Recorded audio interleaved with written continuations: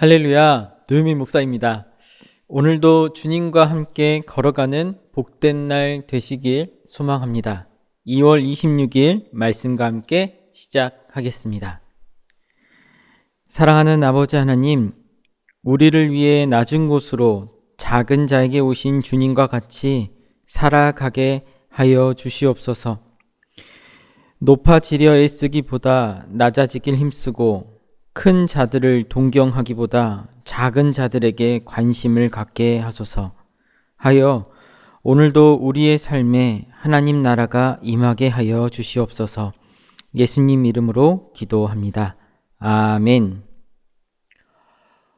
오늘 우리에게 주신 하나님의 말씀은 마태복음 18장 1절에서 9절까지의 말씀입니다. 주님 감사합니다. 오늘은 4절 말씀을 함께 나누겠습니다.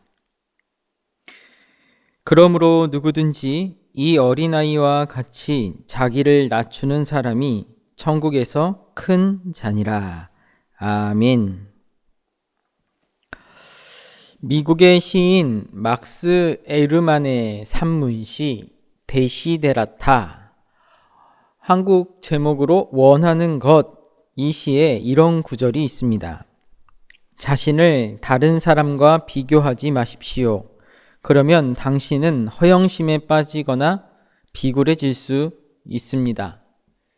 세상에는 언제나 당신보다 뛰어난 사람과 당신보다 못한 사람이 있기 때문입니다. 우리는 누군가와 비교를 당할 때 혹은 자신을 향해 비교의 잣대를 들이댈 때 마음 깊은 곳에서 부당함과 서운함 그리고 경쟁심을 느낍니다. 루스벨트 대통령의 말처럼 비교는 기쁨을 빼앗아 가는 도둑이 되어 우리가 마땅히 누려야 할 하나님의 은혜와 평안을 빼앗아 버립니다. 오늘 본문에 등장하는 제자들은 어떤 사람들보다 예수님 가장 가까운 곳에 있는 이들이었습니다. 하지만 그들 안에서는 여전히 나는 예수님과 멀다 하는 이들이 있었지요. 이런 거리감은 부당함, 서운함, 경쟁으로 이어졌고 자기들끼리 비교를 하기 시작했습니다. 그래서 제자들은 누가 예수님과 더 가깝고 누가 더 높은 자리에 앉을까를 생각합니다. 하지만 그 자리가 내 자리가 아닐 수도 있다는 점에서 서운함도 느낍니다. 예수님 곁에서 기쁨이 사라지고 서운함, 섭섭병이 도지기 시작합니다. 오늘 본문 1절 말씀입니다.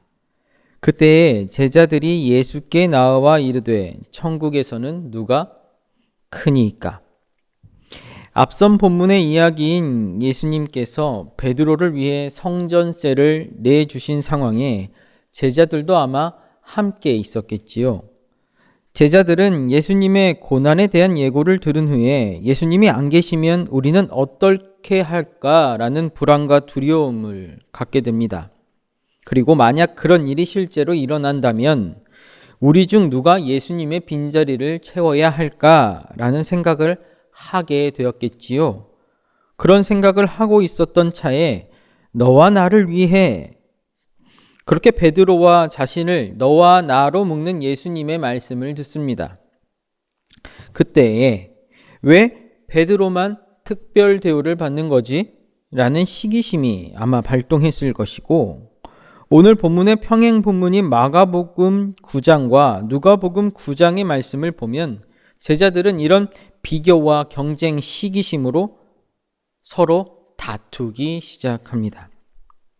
그런 마음을 품고 제자들은 예수님께 이렇게 와서 요청하지요. 우리 안에 질서, 서열을 정해달라 하는 듯이 하늘나라에서는 진짜 누가 큰 사람입니까?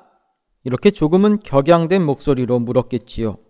그리고 제자 모두가 예수님의 대답을 기다립니다. 2절 말씀을 3번역 성경으로 읽어드립니다. 예수께서 어린이 하나를 곁으로 불러서 그들 가운데 세우시고 예수님께서는 어린아이를 데려와서 제자들 가운데 세우셨습니다.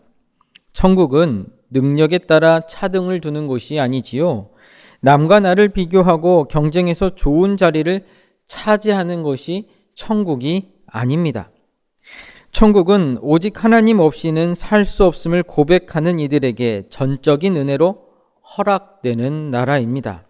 제자들 가운데 예수님께서 세우신 이 어린아이처럼 그저 은혜를 구하고 은혜 없이 살아가지 못하는 자들을 위해 은혜로 가는 곳이 천국입니다.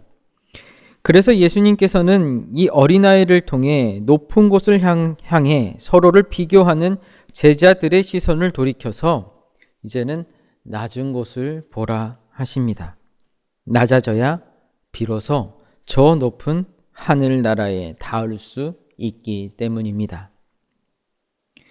5절 말씀입니다. 누구든지 내 이름으로 이런 어린아이 하나를 영접하면 곧 나를 영접함이니. 이제 예수님은 어린아이가 되어라 라고 할 뿐 아니라 제자들에게 이런 어린아이를 영접하라 합니다. 비교의 대상도 겨뤄서 이겨야 할 경쟁자도 아닌 이들, 하나님의 은혜가 절실히 필요한 이 작은 자, 어린아이와 같은 그 작은 자에게로 향하라 하십니다.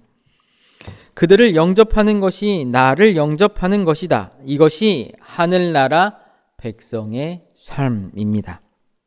경쟁에서 이겨서 승리를 쟁취하는 것도 아니지요. 사랑으로 맞이하여 돌볼 때 그들을 통해 하나님 나라는 이 땅 가운데 이루어집니다. 6절 말씀입니다. 누구든지 나를 믿는 이 작은 자 중 하나를 실족하게 하면 차라리 연자 맷돌이 그 목에 달려서 깊은 바다에 빠뜨려지는 것이 나으니라. 그리고 예수님께서는 굉장히 강한 말씀을 하시죠. 왜 이렇게까지 강하게 말씀하실까? 제자들이 누가 더 크냐며 서로를 시기하고 다투는 동안 정작 그들 곁에 있는 연약한 지체들, 이 작은 자들은 무시당하고 소외되어 상처 입고 있었기 때문입니다. 높아지려고 하니 주님의 마음이 향하는 낮은 곳에 있는 자들이 눈에 보이지 않습니다. 천국으로 인도해야 할 자들이 천국으로 가야 하는 길을 막게 되는 것이죠. 그래서 예수님께서는 말씀하십니다. 이들을 실족하게 하는, 범죄하게 하는 손이나 발을 찍어내 버리고 눈을 빼버려라. 우리의 눈과 손과 발이 남과 나를 비교하는 도구가 되고 경쟁과 다툼의 도구가 되게 하지 마라. 당연히 내 것이라고 빼앗길 수 없다고 반드시 차지해야 한다고 믿는 자리, 내가 남보다 더 크다는 것을 증명하고 싶은 욕망, 내 자존심을 세우느라 다른 일을 신경 쓰지도 않고 오히려 상처를 주는 고집을 잘라내라는 말씀입니다. 예수님께서는 자신이 이 세상에서 가장 큰 자임을 증명하려 이 땅에 오시지 않으셨습니다. 더 높은 자리를 위해 타인을 밟고 올라서서 자신을 드러내시지 않으셨습니다. 오히려 자신이 마땅히 누릴 수 있었던 자리를 스스로 포기하시고 낮은 곳으로 작은 자를 살리기 위해 이 땅에 오셨고 모두를 위해 묵묵히 걸어가신 십자가의 길을 걸어가셨습니다. 그리고 그 은혜를 지금 저와 여러분은 누리고 있습니다. 사랑하는 여러분, 그 은혜를 누리고 있는 오늘 우리의 시선은 어디를 향해 있습니까? 우리의 마음속에 주님이 주신 은혜와 평안으로 삶의 기쁨은 풍성히 임하고 있습니까? 아니면 제자들처럼 나보다 앞서가는 누군가와 나를 비교하며 기쁨을 잃어버리고 있진 않으십니까?